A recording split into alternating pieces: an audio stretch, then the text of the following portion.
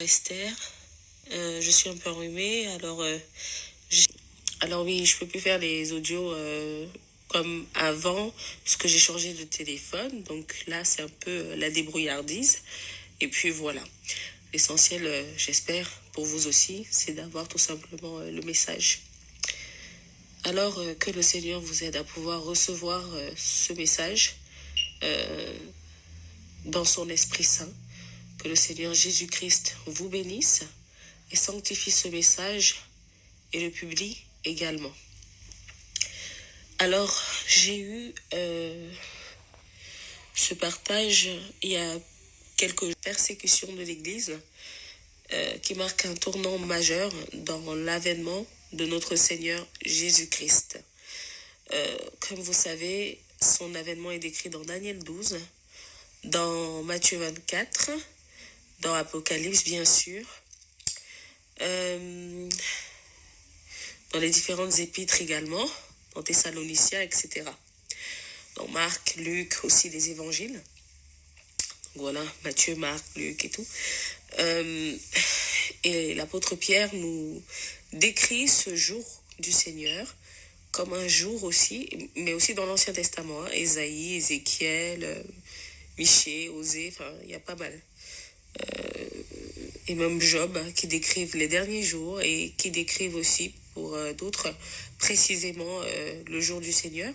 Donc ça sera un jour, bien sûr, pour son Église fidèle, ça sera un jour de joie, de délivrance, un jour de salut, mais pour ceux qui pêchent et qui ne veulent pas se repentir, et qui jusqu'à ce moment-là ne voudront pas se repentir, se détourner de leur mauvaise voie, et pour les méchants qui ne voudront pas se détourner de leur mauvaise voie, ça sera un jour de vengeance, un jour de fureur, un jour de lamentation, de pleurs, un jour de chagrin. Voilà. Donc, comme vous le savez. Alors, mes bien-aimés, donc là, comme je vous ai prévenu, je suis enrhumée, donc je suis en mode un peu essoufflée, ok. Alors, je reviens donc sur le partage du songe. Et donc, il s'agissait de l'enlèvement de l'Église. Voilà, l'enlèvement de l'Église. Et donc, j'ai vu un monsieur qui était de la banlieue parisienne et qui semblait être un voyou avant, mais qui là était chrétien, devenu chrétien en tout cas, et il disait à sa femme qu'il va lui donner, donc c'était ça dans le songe que je vais te partager, ce que moi en tout cas j'ai reçu au sujet de l'enlèvement de l'Église. Dès qu'il a dit ça, j'ai vu un dessin, c'est drôle, il y en a un aussi, j'ai vu un dessin donc de ce monsieur, et il y avait la terre dessus, il y avait le dessin de la terre, et quelque chose était venu sur la terre. Je ne peux pas vous dire quoi exactement, mais quelque chose, il y avait eu un événement sur la terre, quelque chose était venu atteindre la terre, quoi, en tout cas. Et quand j'ai vu ce dessin, j'ai vu ensuite des chrétiens qui marchaient ensemble au début, mais ensuite d'autres sont retournés en arrière. Donc ils faisaient un chemin ensemble. Le chemin, en fait, la direction du chemin devait être toujours tout droit. Et voilà, continuel en fait. Ça devait être continuel. Et je voyais d'autres qui revenaient en arrière, d'autres qui allaient demander des renseignements, mais après qui revenaient plus sur le chemin. Plus tard, d'autres aussi qui empruntaient d'autres voies. Je voyais aussi la séduction qui venait. Les choses, par exemple, que ces personnes avaient abandonnées, qui revenaient en fait dans leur vie, et les personnes abandonnaient en fait le chemin, donc la foi en fait, hein, clairement, ça symbolisait ça, pour aller vers ce qu'ils aimaient avant, vers le monde, tout simplement, vers le monde. Donc j'ai compris là-dedans parce que le Seigneur montrait que beaucoup de chrétiens allaient rétrograder, beaucoup de chrétiens allaient abandonner la foi, beaucoup de chrétiens allaient abandonner la foi, beaucoup, beaucoup, beaucoup, peut-être même des membres de vos familles, peut-être des proches, des amis, des frères et sœurs en Christ dans vos assemblées, beaucoup vont abandonner la foi véritable pour retourner dans le monde, pour retourner à ce à quoi ils vaquaient avant. Et si bien que même étant arrivés donc dans ce lieu où nous devions nous allions, malheureusement certains avant que la porte ne se ferme sont encore ressortis quoi pour aller vers le monde. Et je savais que c'était des cas de chrétiens qui rétrogradaient. Pourquoi? Parce que je me suis entendu dire dans le songe oh mais c'est trop triste, comment ils viennent à Christ et ensuite ils retournent dans le monde. Mais ils viennent à Christ et ensuite ils retournent dans le monde. C'est trop triste. Et maintenant, dans cette salle, nous n'étions plus que 7, maximum 8, de ce que je me souviens. Nous étions très peu. Et il y avait des comptes qui étaient demandés à 2 serviteurs de Dieu. Donc, je me suis dit des pasteurs. Et ils devaient rendre des comptes, en fait, au sujet de ce qu'ils avaient fait. Et ça semblait être de bons serviteurs puisqu'ils ont... En fait, il y avait des cases à cocher et les 3 cases ont été validées.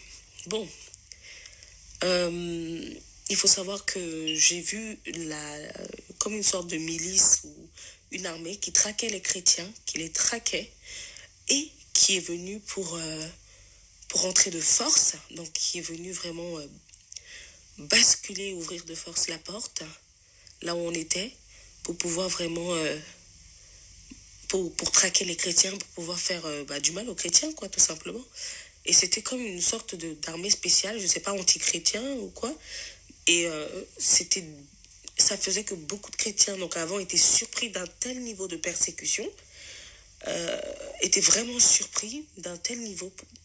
Et les chrétiens qui demeuraient fermes, qui étaient ancrés en tout cas jusqu'au bout, à Christ, étaient eux aussi... bien sûr estomaqués par l'intensité de la persécution, mais demeuraient dans ce lieu, demeuraient fermes.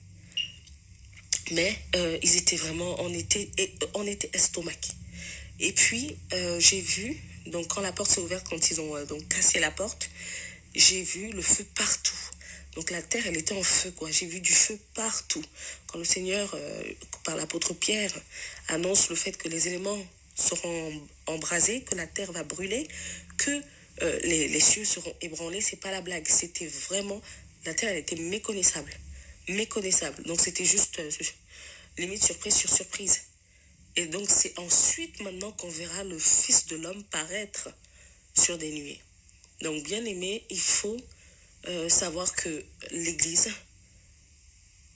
sera persécutée. L'Église, donc le corps de Christ, sera persécuté. Je dis sera parce que nous vivons déjà des persécutions, bien entendu.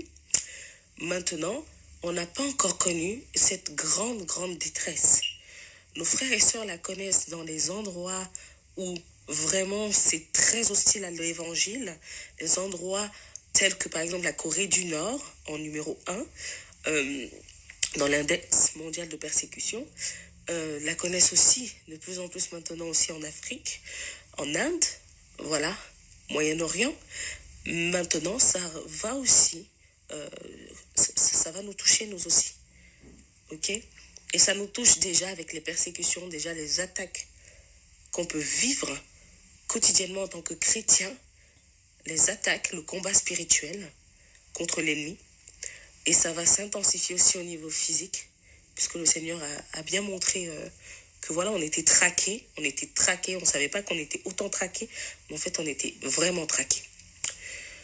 Voilà mes bien-aimés, donc la première partie. La seconde partie, j'ai entendu le nombre de l'armée du Seigneur, ils étaient 800 millions, donc le nombre des anges, ils étaient 800 millions d'anges qui constituaient son armée. Alors, peut-être mon chiffre, on vous me dira, oui, mais c'est pas ça, ou j'en sais rien, je vous dis juste ce que j'ai entendu. Et puis maintenant, voilà. Et j'ai vu les chevaux tous alignés, donc comme pour vous dire qu'ils sont prêts. Les chevaux, donc de ces anges, les chevaux étaient droits, ordonnés et vraiment sur la ligne du départ, dans le sens où la façon dont ils étaient disposés, ils étaient ordonnés, ça sentait le départ. Voilà. Euh, donc le Seigneur lui-même, il a dit, quand vous verrez toutes ces choses, sachez que je suis à la porte. Et donc il est à la porte. C'est l'occasion pour nous de nous rassembler en lui, dans son esprit. Et d'ailleurs, c'est ce qu'il a donné à la sœur Rachel, que ce n'est plus l'heure des fâcheries, c'est plus l'heure de garder rancune contre ton prochain, c'est plus l'heure de la convoitise, c'est plus l'heure des envies, c'est plus l'heure des vanités, c'est plus l'heure de l'orgueil. C'est l'heure maintenant de nous repentir chaque jour. Pourquoi? Parce que ça nous permet de demeurer humbles, de nous laver dans le sang de Jésus-Christ chaque jour. Et mon frère, ma sœur, c'est vrai, aujourd'hui nous avons la grâce d'être chrétiens, mais ça ne fait pas de nous des personnes à s'estimer plus qu'il n'en faudrait. Ça ne fait pas en sorte que tu dois te sentir meilleur que ton voisin. Il faut qu'on n'oublie pas que tout se repose dans l'évangile. Tout ce que nous sommes, c'est grâce à Christ aujourd'hui. Et lorsque tu sais que toi-même, tu es encore grognon, que parfois tu te lèves, voilà, tu es en colère ou tu veux contester, ou enfin, tu sais même pas ce qui t'arrive, parfois tu as envie de rien. Admettons nos faiblesses devant le Seigneur et demandons-lui son aide. Sa puissance s'exerce dans nos faiblesses. Ne cherchons pas à jouer au super chrétien, au super héros. Donc, voilà ce que le Seigneur voulait. Il voulait aussi qu'on comprenne la puissance de l'évangile. Il voulait aussi qu'on comprenne la puissance de l'évangile.